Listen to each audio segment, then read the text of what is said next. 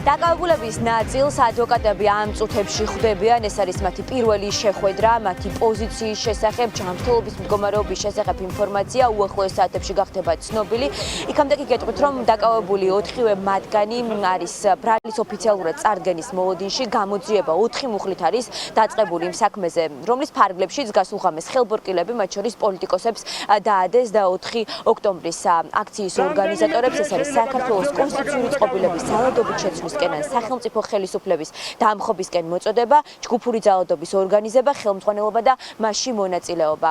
ეს მუხლები 9 წლამდე პატიმრობას ითვალისწინებს, თუმცა ჯერჯერობით უცნობია დაკავებულ პირებს რა მუხლებს აუყენებენ და ოფიციალურად რას მიედავება მათ სახელმწიფო ბრალდება.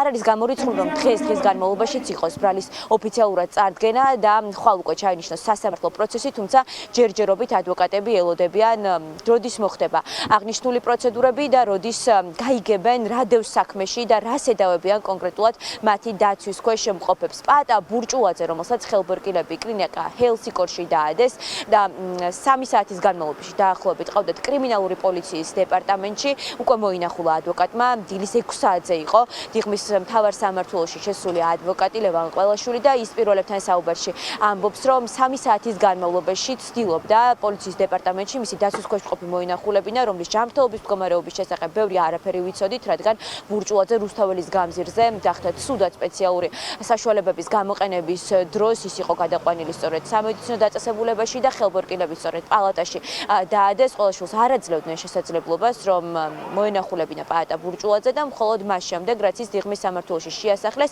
ამის შემდეგ ადვოკატი მასთან შევიდა. ამბობს, რომ ბურჭულაძე არის მხნედ, ელოდება ბრალის წაყენებას, რომ ის ელოდა დაკავებას და მისთვის მოულოდნელად პროცესები არ განვითარებულა. ამ წუთებში კი მურთას ზოდელავას ხვდება ბექა ბასილაია, ასევე ირაკლი აბესაძე არის შესული, სამისოთ რომ ირაკლი ნადირაძე მოინახულოს. გამოძიება, რომელიც მიმდინარეობს ადვოკატებისთვის არის აბსურდული, ამბობენ, რომ საერთოდ არ უნდა დაწყებულიყო ძიება სახელმწიფოს დამხობისკენ მოწოდებაზე, მაშინ როდესაც ქართულმა ოცნებამ მიიტაცა ძალაუფლება, თუმცა ჯერჯერობით ადვოკატებს კვალიფიკაციასთან დაკავშირებით საუბარი მაინც უჭერთ, გამომდინარე იქიდან, რომ ზუსტად არიციან მათი დაცვის ქვეშ მყოფებს სახელმწიფო ბრალდება რას ედავება. თუ გავიხსენებთ გუშინ გაკეთებულ პოლიტიკურ განცხადებებს, ირაკლი კობახიძემ ჯერ კიდევ დაკავებამდე რამდენიმე საათით ადრე თქვა, რომ 30-მდე პირს დაადებდნენ სავარაუდოდ ხელბორკილებს, ამიტომ ყველა ელოდებოდა, რომ დაკავებების სერია დაიწყებოდა და პოლიტიკური რეპრესიების გაგრძელებას ახლაც იურისტები ელოდებიან. პაატა მანჯგალაძე ასევე სტრატეგია აღმაშენებლის ერთ-ერთი ლიდერი აიყვანეს რამდენიმე საათის წინ სახლიდან, ისიც დიღმის იზოლატორშია შესახლებული და მასაც ადვოკატი უახლოეს საათებში გაესაუბრება. ხელისუფლების მხრიდან პოლიტიკურად მოტივირებულ, ხშირ შემთხვევაში ცინიკურ და აბსურდულ ბრალდებებს ჩვენ მიჩვეული ვართ, საზოგადოება მიჩვეულია და მორიგი მსგავსი პოლიტიკური ბრალდება ისროლა ახლა ხელისუფლების დაკვეთით ეგრეთ წოდებულმა სამართალდამცავმა სისტემამ გადატრიალების მცდელობაზე გვესაუბრება რეჟიმი, რომელმაც 1 წლის უკან დანაშაულებრივი ძალადობით, დანაშაულებრივად ამომრჩევლის მოსყიდვით, დანაშაულებრივად არჩევნების გაყალბების გზით დაეუფლა ძალაუფლებას და რეჟიმს, რომელსაც ჩვენი საერთაშორისო პარტნიორების აბსოლუტური უმრავლესობა უბრალოდ არ აღიარებს ამ დანაშაულებრივი არჩევნების ჩატარების გამო. ამ ვითარებაში საუბარი და დაბრალება საზოგადოებაზე, ვინმე რაიმე ძალადობრივად შეცვლას ცდილობს, არის უბრალოდ აბსურდი. რაც შეეხება კონკრეტულად ირაკლი ნადირაძეს, მე მასთან ახლა პირველად შევალ, არ ვიცი მისი მდგომარეობა, რა თქმა უნდა არ ვიცი საქმის მასალები, რომელსაც ბრალის გაცნობის შემდგომ გადმოგცემენ სამართალდამცავი ორგანოს წარმომადგენლები და ამის შემდეგ შეგვეძლება უფრო მეტი სამართლებრივ დეტალზე საუბარი. 3 საათი ველოდეთ, ასე ვთქვათ, კრიმინალური პოლიციის დეპარტამენტის წინ.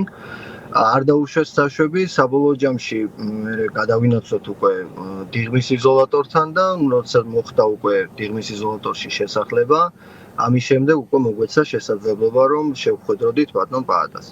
რაც შეეხება მის განწყობას, ხნედ არის ჯანმრთელობის მდგომარეობითაც შეძლებს დაგვარად, იმიტომ რომ მოიხსენებათ, რომ ასე ვთქვათ, ზიანი მიიღო აქციაზე. დეტალები როგორც ასეთი საქმესთან მიმართებით ჯერჯერობით ჩვენთვის არის უცნობი, ვინაიდან მათ შორის არ არის წაყენებული ბრალი.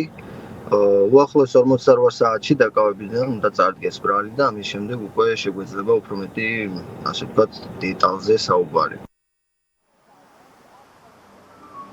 პაატა ბურჭულაძე, პაატა მანჯგალაძე, ირაკლი ნადირაძე, ლაშა ბერიძე დიღმის მთავარ სამმართველოში ბრალის ოფიციალურად წარდგენის მოლოდინში არიან. დღის განმავლობაში იქნება თუ არა, ეს ჯერჯერობით უცნობია, თუმცა ხვალ უკვე ჩაინიშნება მათი სასამართლო პროცესი აღკვეთ ღონისძიებაზე იმსჯელებენ. ყველას აქვს მოლოდინი, რომ სახელმწიფო ბრალდების პატიმრობაში გაშვებას მოითხოვს. პირდაპირ ეთერში ლიზა ლასარეიშვილი საუბრობდა.